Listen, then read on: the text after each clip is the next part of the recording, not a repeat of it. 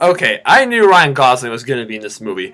I knew Harrison Ford was going to be in this movie. I knew Lenny James, who plays Morgan on The Walking Dead, was going to be in this movie. I knew Jared Leto was going to be in this movie. But there is one actor in one scene where I was just like, hey, I was not expecting you to be here. Welcome to the party. Hey.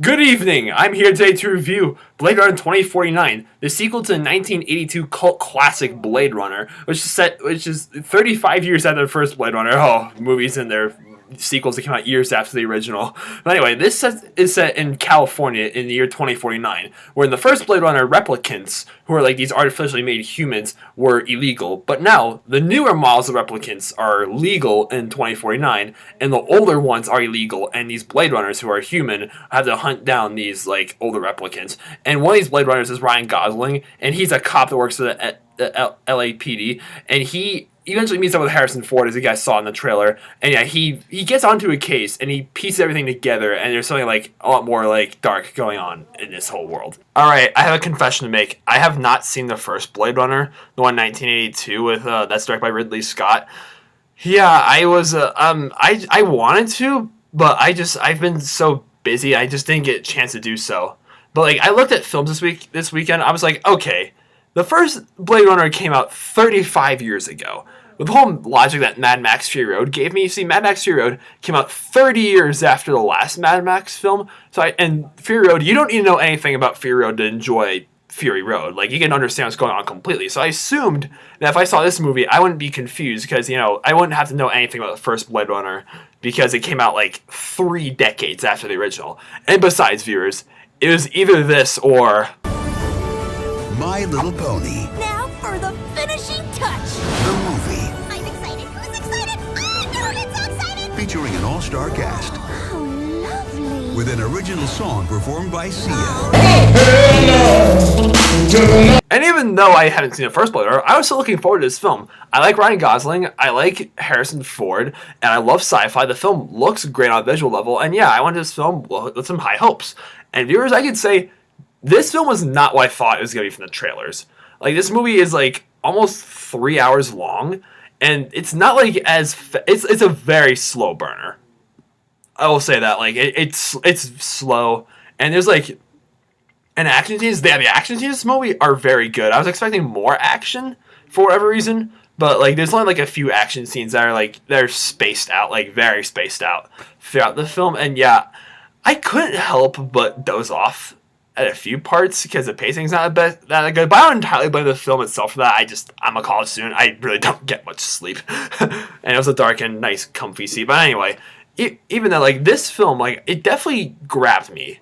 The whole world that it created, that this Blade Runner movie creates for itself, is very like it's very intriguing. The visuals and the special effects are all fantastic. This film was directed by Denis Villeneuve, I think is how you pronounce his name. He also directed Arrival, Sicario, and Prisoners. Yeah, like this guy, he has yet to disappoint. Like he nails the direction of this film, and yeah, this film like definitely makes me want to watch the first Blade Runner. Like really, no, I want to watch the first Blade Runner because the way that he sets up this world, it's so intriguing. Like I want to learn more. Like what's the whole story going on with this place? Like how it's like so futuristic because I mean it's year 2049 after all.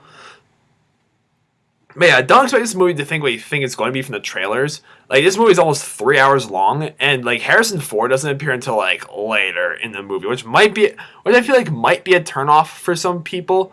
Like yeah, even though like this film came out 3 decades after the first Blade Runner, I will say I was kind of confused, but you don't need to see the first Blade Runner to have a good time with this movie. Like you're not gonna be lost or anything, and I give the film credit for that. Like it's a crazy thing that the first Blade Runner was like it's now such like a highly acclaimed film, but actually bombed at the box office at the time. Like it's just one of those films that gained such a big cult following, and now like hey, let's make a sequel for it. So yeah, this film it's not gonna go down that same path. I do think this film's gonna be at least a box office success, and yeah, performances from everyone were good. Like Jared Leto's like sort of like this villainous character that he owns this like company that makes replicants, and yeah, I think Jared Leto's just known for playing that slimy bad guy, that slimy weirdo who like is up to no good.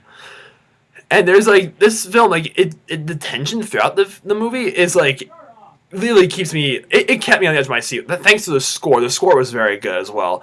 And like this film, like definitely kept me invested. And thanks to like there's plenty of scenes like again slow burner, but you don't need like just because slow doesn't mean it's not engaging. Like, this film's definitely succeeded in engaging me without like making me like bored completely, which is definitely a plus. So yeah, Blade Runner 2049. I will say I probably would give this film a higher rating if I'd seen the first Blade Runner, because I feel like I just would have understood what was going on more. But aside from that, this film had great visuals, great performances, great direction, definitely invested in me, and yeah, it lived up. I will say it did live up to the hype. So I will say Blade Runner 2049. I'm gonna give it a 7 out of 10 stars. It's a likable film. Okay, to those of you who have seen the first Blade Runner, like, how does this movie compare to the original? Like, tell me in the comments, please. And subscribe if you have not already. Oh my god, my YouTube channel, like, I'm filming this on the 6th. Tomorrow, the 7th, my YouTube channel turns 4 years old. Oh boy. Alright, thank you guys so much. Good night.